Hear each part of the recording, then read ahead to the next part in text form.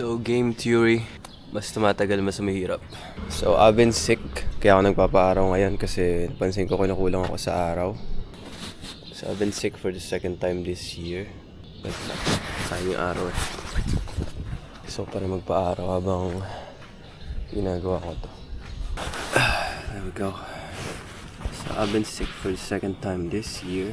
Parang same pa rin naman yung nagiging routine ko kumpara nung 18 years old ako.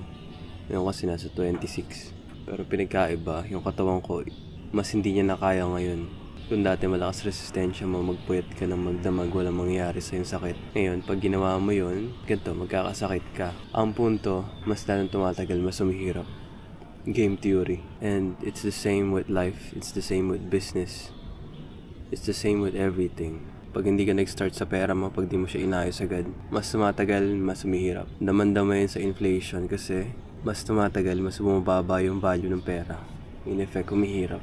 Yung effort mag-start ng business dati, mas madali kaysa ngayon. Kasi dati wala namang competition, masyado, or kakonti pa lang. Pero ngayon, halos lahat, hustler na. Ganun din sa pag-make ng personal brand. Dati ang dali kasi wala masyado. Pero ngayon, halos lahat may personal brand na. May presence na sila sa social media.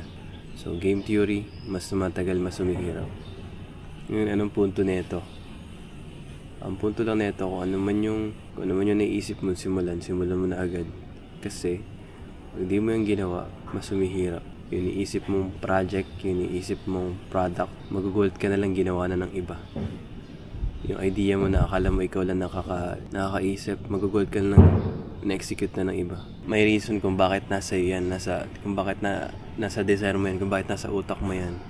Nilagay yan ng Diyos dyan kasi nakikita niya yung potential mo. Ngayon, pag hindi mo in-execute, bibigay ng Diyos yan sa iba.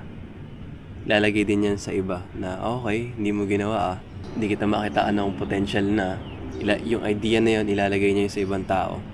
So pag in-execute yun ng ibang tao, siya yung marerewardan. Imbis na ikaw na originally pinaglagyan ng idea na yun. So, kailangan mo siya execute fast. As soon as possible. At ikaw rin magsasuffer kasi nga mas tumatagal, mas umihirap. The game theory. By the way, Black Sheep 999 on the Black Sheep Gallery. Mas madali lang siyang banggitin kasi mahaba yung the Black Sheep Gallery.